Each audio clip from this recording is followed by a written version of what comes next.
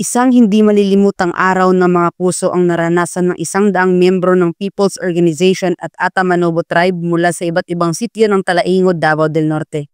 Nabigyan kasi sila ng kaalaman sa paggawa ng longganisa sa tulong ng Technical Education and Skills Development Authority o TESDA, 56 Infantry Tatag Battalion Philippine Army at lokal na pamahalaan ng Talaingod. Kinilala naman ang mga benepisyaryong People's Organization na Atamanobo Former Rebels Association at Salawao Developmental Workers Association. Ayon kay TESDA Provincial Director Jasmine Neri, ang pagsasanay na ito ay isang hakbang tungo sa pag-unlad ng bawat individual at ng komunidad.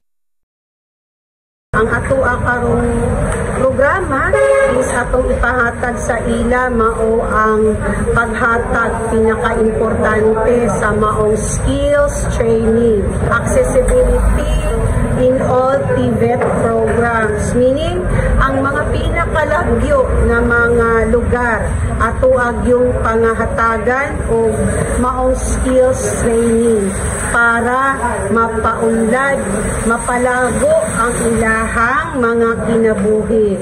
Usab karong hapuna manghatag kita og grocery packs, manghatag usab kita sa ilang mga anak og mga tsinelas, labi na katong mga nagtiniil na nato na mga bata nga sa 100 ka mga pamilya nga IP ato silang mahatagan ilang mga anak og 100 usab ka tsinelas. Karong hapuna nagkahiusa kita uban ang ato ang pinalangga na partner.